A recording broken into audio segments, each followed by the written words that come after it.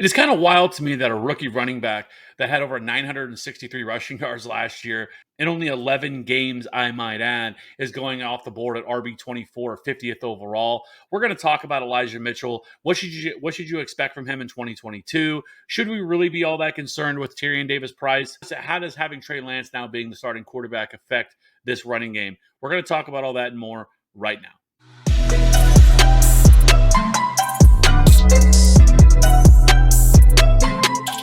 So welcome back in. I appreciate everybody checking out the video. So let's just go ahead and jump right into it. Elijah Mitchell last year had over 80.8% of the opportunities from this backfield, averaged 18.8 carries per game and 1.8 targets per game, had 963 rushing yards, 137 receiving yards, 6 touchdowns, and had 15.0 fantasy points per game. Now, he wasn't the most efficient running back with 34th in yards created per touch, but there was some positives here with his profile as well. He was 11th in missed tackles forced, 14th in yards after contact per attempt, and he was also 5th carries of 10 plus yards last year. So there is also a lot to like here, but we're also talking running back that was pretty consistent. He was a top 24 running back in 7 of the 11 games that he played. He was also great in that outside zone scheme that Kyle Shanahan loves to run. He was 13th among all running backs on outside zone plays. He was also 13th on stretch plays. He was 5th on pitch plays among qualifying running backs in 2021 with a 5.7 yards per carry there. He's also running behind a really good offensive line that was 11th in adjusted line yards last year. Trent Williams is back for another year. Mike McGlinchey is an excellent right tackle. There is some questions on the interior of this offensive line, but overall, I think this offensive line should be very good. This is also an offense last year that with a 49.3% run rate, which was fourth most in the NFL.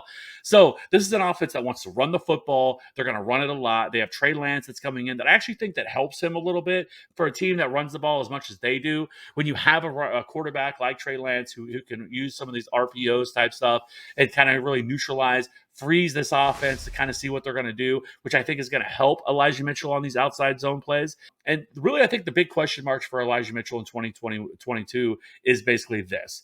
Is one, is he going to be utilized more as a pass catcher? Because 1.8 targets per game isn't all that sexy. But considering he's going 50th overall, that's already kind of baked into his price, right? If he does end up being utilized more as a pass catcher, which I definitely think it's something he can do, then I think this just raises his ceiling even more. He was only utilized last year in 11 games on 32 third down plays, and so that is kind of a problem. I mean, Kyle Juszczyk actually was on the field more on third down than what Elijah Mitchell was. So that is something that we have to take into effect in his profile. But I definitely think he can. And listen, Tyrion Davis-Price is not that guy. He's not a pass catching running back. He's much more of that north-south type runner. Has some straight line speed for sure, but his burst and agility is just not very good whatsoever.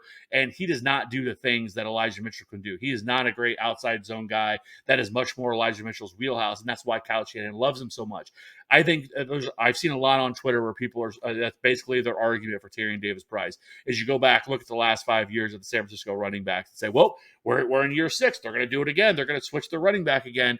But the biggest problem here is injuries, right? That's really what's caused all of this. You know, in 2017, it was Carlos Hyde. 2018, it was Matt Breida, who could never stay healthy.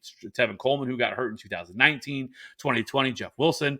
Bunch of injuries. Raheem Mostert, Jeff Wilson got hurt. All of these guys, right? Elijah Mitchell, though, really, you have to go way back to 2017 to find the last running back that has as many rushing attempts as he did with 207 in only 11 games. But we do see that there was some, in terms of usage, right? We go back to when he was in Atlanta as the offensive coordinator. Devonta Freeman, both those years, was the lead back of that backfield. And that's why I just kind of think some of this is being overblown. And people are just automatically expecting Tyrion Davis-Price to just automatically jump right in and take over this backfield. And I just think that's ridiculous. I think he's much more of the RB2 in this backfield. If you want to take a shot on him late in your drafts, I'm perfectly okay with that because there's definitely an upside there as a handcuff. He's probably going to get some work, maybe goal line, maybe also some short yardage situations because he is the bigger back, 6 foot 220. But he is not going to come right in and take this job from Elijah Mitchell. This is Elijah Mitchell's job. We saw it time and time again last year. Every time Elijah Mitchell got hurt, he came right back in and was the man, very much like Cam Akers. So with all that being said, I think there's a lot to like here with Elijah Mitchell. And I think that he's being undervalued. If you look at the running backs that he's currently going around right now, I mean, the running backs, I would rather have Elijah Mitchell over Josh Jacobs, Antonio Gibson. There's an argument to be had with David Montgomery. I'd probably rather have him even J.K. Dobbins because J.K. Dobbins is coming off an ACL tear. Really, the only running backs that are going ahead of Elijah Mitchell that I would rather actually have is Breece Hall and Travis Etienne. But I expect both of their ADPs to rise. Like Travis Etienne should be coming off the board as an RB23. He's going to rise. Like these running backs are going to jump a lot of these guys. But past that, I want Elijah Mitchell because this is a great offense to target. I think this is a very run heavy offense. He's going to get a ton of opportunities. And I think he could be utilized more as a pass catcher this year. So, with all that being said, I think some of this is just being overblown a little bit about the Kyle Shanahan history. Elijah Mitchell was a very good running back last year as a rookie. He is super explosive, has great burst, great agility, and he can do a lot of things that Kyle Shanahan is looking for, which is why he loves him. I know I've said that like 17 times now.